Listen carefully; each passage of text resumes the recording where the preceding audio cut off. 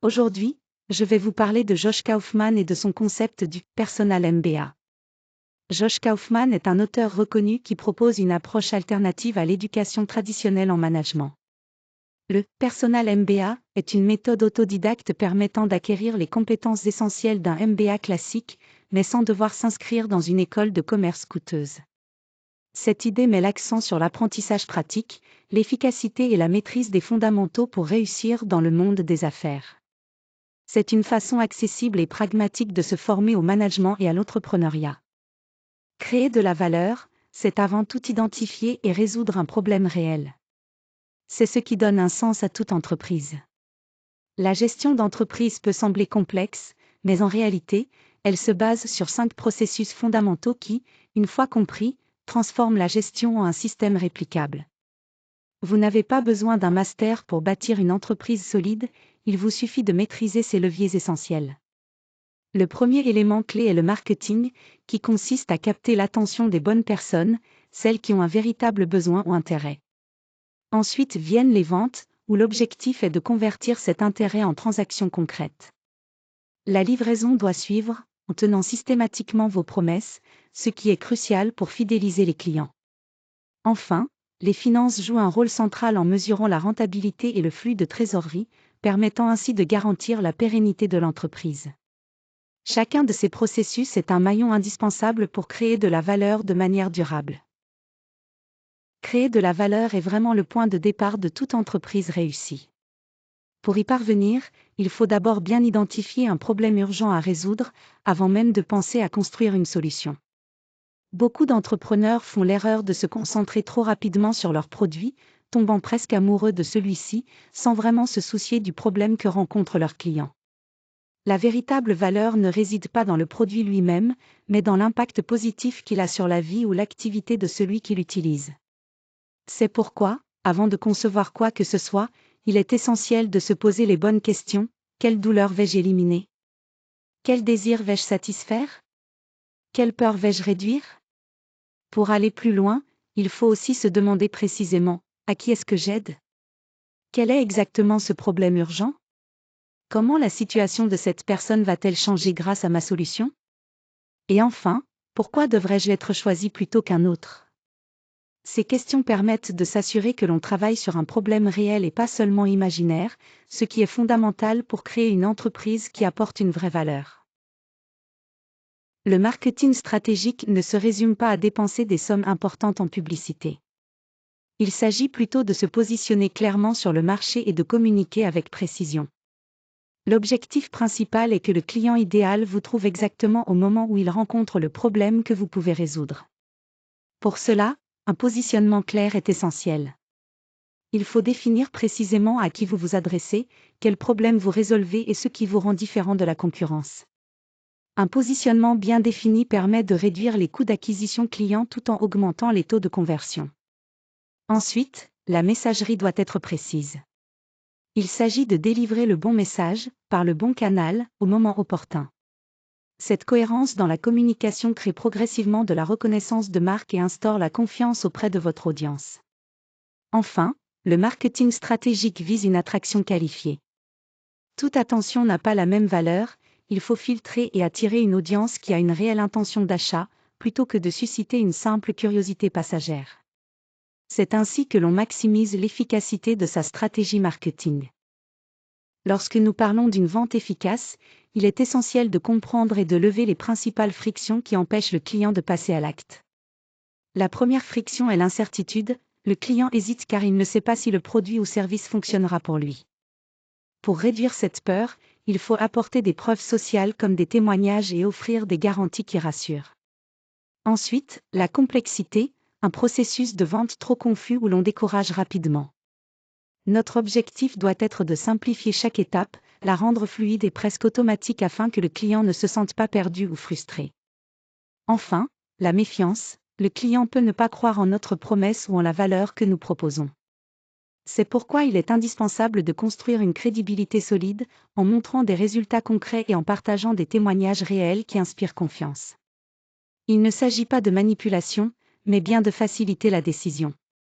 Le marketing a déjà suscité l'intérêt, maintenant c'est à la vente de supprimer les obstacles, d'apporter de l'empathie face aux objections, et de présenter clairement comment le produit apporte des bénéfices concrets, plutôt que de simples caractéristiques techniques. C'est ainsi qu'on transforme l'intérêt en transaction. Livrer de manière cohérente, c'est la clé pour transformer une simple vente en une relation durable avec le client. La transaction ne s'arrête pas au moment où le client paie, au contraire, c'est là que le vrai travail commence. Pour garantir cette cohérence, il faut d'abord aligner les opérations internes. Cela signifie mettre en place des processus solides capables de gérer un volume important sans sacrifier la qualité. Ensuite, il faut optimiser chaque point de contact avec le client, en veillant à toujours dépasser ses attentes. Cela crée une expérience positive et mémorable. Mais ce n'est pas tout, il est essentiel de mettre en place des systèmes pour maintenir l'engagement du client après l'achat. Cette rétention active aide à fidéliser et à garder le lien vivant. Enfin, les clients satisfaits deviennent eux-mêmes des ambassadeurs, apportant de nouveaux clients par des références organiques, ce qui est un avantage énorme et peu coûteux. Gardez en tête cette donnée importante, retenir un client existant coûte entre 5 et 7 fois moins cher que d'en acquérir un nouveau. En résumé, la cohérence dans la livraison est non seulement une promesse tenue, mais aussi la stratégie de croissance la plus rentable.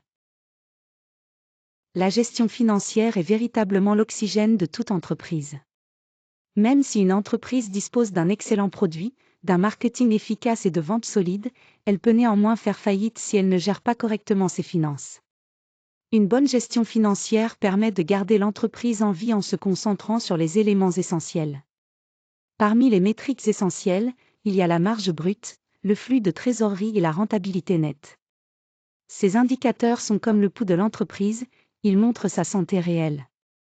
Il est important de comprendre que la plupart des entreprises échouent en raison de problèmes de trésorerie, non pas faute de vente, ce qui représente environ 60% des cas.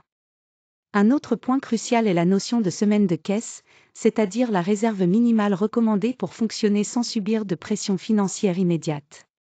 Il est généralement conseillé de maintenir environ 13 semaines de liquidité disponible. Pour revenir sur la marge brute, elle indique combien il reste de chaque euro vendu après avoir payé les coûts directs. Sans marge, il n'y a pas d'entreprise rentable, seulement de l'activité temporaire.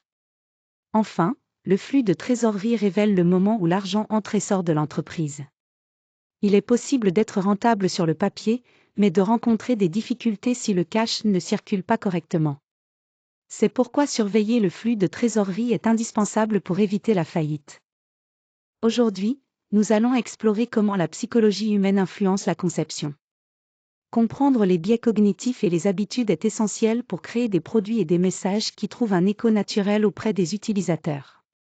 Ce n'est pas une question de manipulation, mais de mieux saisir comment les gens prennent leurs décisions afin de mieux répondre à leurs besoins. Prenons d'abord le biais d'ancrage, la première information que le client reçoit travaille comme un point de référence. Par exemple, en présentant un prix de référence avant le prix réel, on influence la perception de la valeur. Ensuite, il y a la pénurie et l'urgence. Faire ressentir une disponibilité limitée active la peur de manquer une opportunité. Cette technique, utilisée avec honnêteté, peut aider à accélérer la prise de décision sans brusquer l'utilisateur. La preuve sociale est aussi puissante, les individus ont tendance à suivre le comportement du groupe. Des témoignages, des cas de succès où le nombre d'utilisateurs renforce la confiance et réduisent les doutes. Enfin, les habitudes et routines jouent un rôle clé. Les produits qui s'intègrent facilement dans la vie quotidienne des utilisateurs, dans leur contexte réel plutôt que dans un idéal, ont plus de chances d'être adoptés et conservés sur le long terme. Ainsi, en tenant compte de ces éléments, on crée des expériences plus authentiques et efficaces. Lorsque nous parlons de pensée en système, il ne s'agit pas simplement d'isoler les 5 piliers, mais de les connecter entre eux à travers des boucles de rétroaction. Ces boucles créent une dynamique où chaque élément alimente le suivant, générant une croissance composée qui ne s'essouffle pas et ne pompe pas les ressources. Imaginez un moteur qui, à chaque tour, gagne en puissance et en efficacité. Par exemple, des clients satisfaits vont naturellement recommander votre entreprise, ce qui réduit vos coûts de marketing. Ces économies, quant à elles, peuvent être réinvesties dans l'amélioration de la livraison de vos produits ou services. Ce cycle vertueux permet d'installer une vraie croissance durable, où le système s'améliore continuellement et crée de la valeur sur le long terme. C'est cette approche systémique qui transforme une organisation et garantit sa pérennité. Ici, nous voyons comment passer de l'intuition à un avantage concurrentiel durable en suivant 3 étapes clés. Tout d'abord, il faut comprendre. Cela signifie maîtriser non seulement les 5 processus fondamentaux, mais aussi la psychologie qui les relie. Comprendre ces éléments nous donne une base solide. Ensuite, il faut appliquer ces concepts. Cela implique de mettre en œuvre chaque pilier avec des métriques claires et des processus bien définis, afin de garantir une exécution cohérente et mesurable.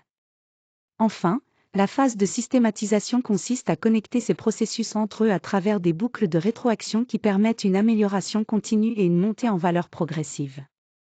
En intégrant ces 5 piliers avec discipline, on transforme une simple intuition commerciale en un véritable système structuré, capable de créer un avantage concurrentiel pérenne. Ce n'est pas une question de travailler plus dur, mais de travailler avec plus de clarté et de cohérence. Je vous remercie sincèrement pour votre attention tout au long de cette vidéo. J'espère que cela vous a plu. Une fois de plus, merci beaucoup, s'il vous plaît partagez, mettez un like.